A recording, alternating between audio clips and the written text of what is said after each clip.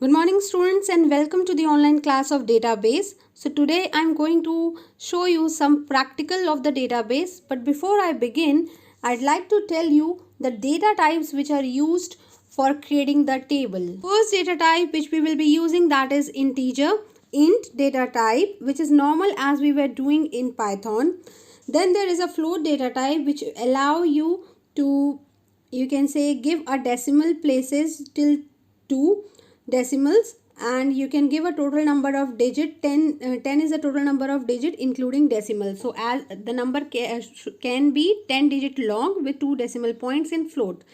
However, in double you can give 4 places of decimal. So as per your requirement, you have to decide the data type for the field which you create in the table. Moving forward, there are few more data types which are date, which helps you to define the date column in the table, time, which defines the time column, date time, in which both can be included, and timestamp. Timestamp and date time actually both are same. Only in timestamp you have to define the date without hyphen mark. That is the difference. Forward to the another data type, that is char and varchar, which is actually given in case you want to store the string or the characters in the table. For example, if you are defining name field or gender field, so you will be requiring these two data type. Now what is the difference between char and varchar? That is very much important to understand. The difference between char and varchar, you should know about the fixed length field and the variable length field. Now what is fixed length field? Fixed length field actually, as the name is saying, whatever size you are going to define for the variable, that will have a fixed length. Means if you are giving 10 size, so it means that the particular value will be stored which can be only 10 characters long, not 11 characters long. So 10 will be the specified number of bytes which will be occupied in the memory of the computer. Now what is variable? Variable length field can vary, same length of the string or different length of the string. Now same goes with char and varchar. What is the difference between char and varchar? Char works just like a fixed length data type. It means when you define the number of bytes for the char, and suppose you have defined 10 and you are storing ram in that, so ram is only 3 character long, so the remaining space which is vacant, it will not remain vacant in the memory, it will be filled with the blanks. It means the space is padded by the character, is occupied by the character blank. It means you have to enter the 10 character long any particular string or any particular data which you are entering. It should be 10 character long because you have defined char data type, which is works as a fixed data type. Now that is the difference between char and varchar. In varchar you don't have to define the, you can say, length, and even if you define the length, the number of bytes to be stored, it doesn't matter that you enter ram in it or you enter puja or pritam or anything, whatever length of the character is there, but it should be within it. For example, within the range. For example, I have defined varchar 20, so it means I can enter 3 character long name as well and 20 character long as well. 21 will not work. However, the range can vary from 1 to 20. Let us look into some of the practical of how to create a database and how to create a simple table in database. So students, as this is your first class of MySQL practical, so let us begin with the first step. You will go to the start menu and then click on all programs and then find MySQL if you have installed into your computer or laptop. So you will click here and you have to open MySQL command line client. So I have clicked it and this is open in front of me. You will get a black screen like this and you have to enter a password here. So if you have entered any password while downloading, then you have to enter. Otherwise you can simply press enter. It will skip the password and the prompt will come in front of you. This kind of prompt will come in front of you. And if you have created the password, then do enter the password before pressing enter. Now to increase the size or the font style of this screen or to increase the size of the screen, you can go to the properties menu. From the font tab, you can change the font and the size of the font, whatever you want. And from the layout, you can window size, you can increase the width of the window and height of the window if it is coming too small into a computer. And if you want, you can change the color of the screen as well. So you can see that I have changed the color of the screen and the size as well. And if it's not visible, then again go to the properties. You can again increase the size to whatever you like. So you can see now it is completely visible. So let us begin. So for creating the database, first command which we have to see here, that I'm going to check the number of databases which are already present in MySQL. So for that, the command is show, show, show, and then space databases, and then semicolon. Semicolon will be added to every line of code because this is a terminator which terminates the code, and MySQL understands that now the sentence or whatever line, the statement you have written, that is completed. Then press enter.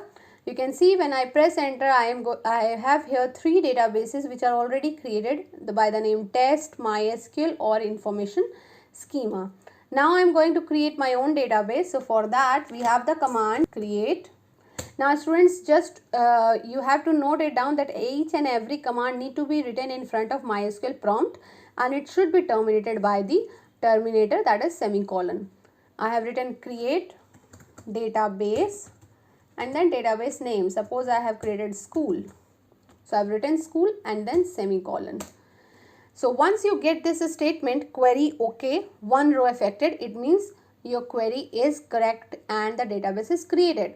To confirm that the database is created, you can again type the same command show databases. Alright.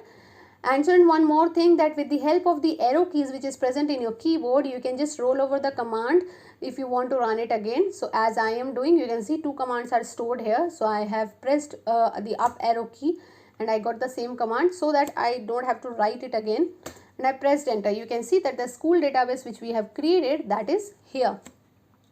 Now to get into the school database, for creating the table inside the school database, you have to just go into that database. So you have to write here use and then the name of the database, use school and terminator. So it means now we are inside the school database, and whatever table you will create, it will be stored in the school database. It just work like a folder and the subfolders. Like suppose in your mobile there is a folder of songs, alright, rap songs or Hollywood songs, Bollywood songs, folder is there, and inside that there are many files.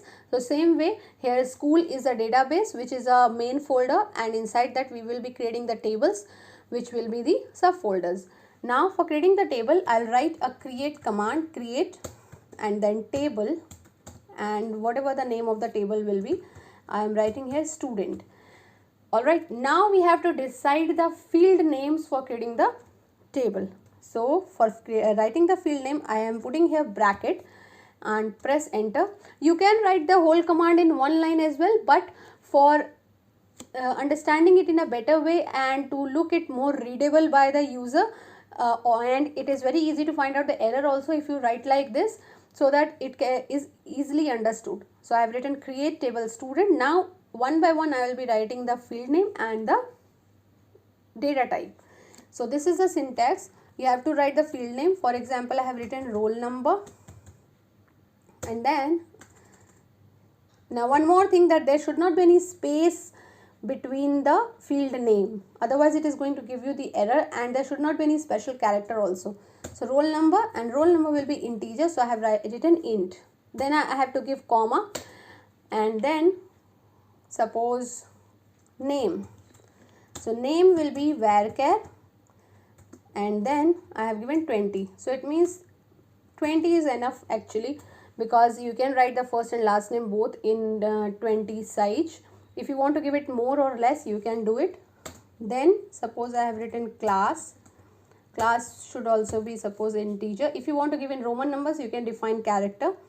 And if you know that you are creating the class for the database or the table for 11 class, so you can define here character as well and give it 2. So it will be entered. Only 2 character it will allow, like Roman number you can write 2 character long. And then suppose I have written here section, and section should be suppose character. And if I want to give commerce, so I will give if I want to write C, then you can give character 1, or if you want to write full commerce section or bio section, so let it be like 1 only, so that we can write C or B, or A2 also. A2 section is also there, so let us define it as char 2. Now you have to close this additional bracket which we have given at the top, so that this square statement is completed. And now I have given a terminator here, and let us press enter. You can see here it is written query OK, 0 rows affected. It means now the query is OK. This table is created. It does not contain any error.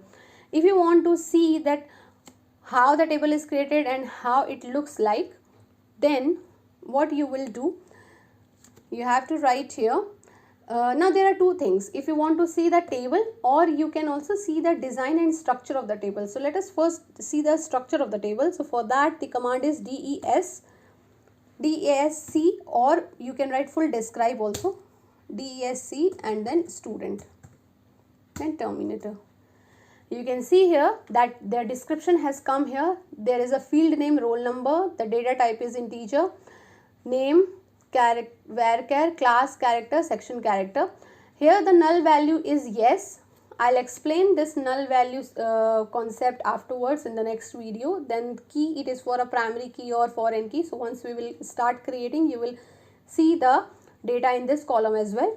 Default is null, and there's no additional information. So these are the 4 rows which is created. Now if you want to see that the table student is having any value, so you can write the command here, select all records, it means asterisk mark from the table name. Right now you will not be able to see any rows in this table. You can see it is showing empty set. So this is all about the creating of database and table, students. In the next video I will be showing you that how you can insert the records in the table. Till then you practice these topics at home. If you have any problem, get back to me. Stay safe, stay happy. Thank you so much.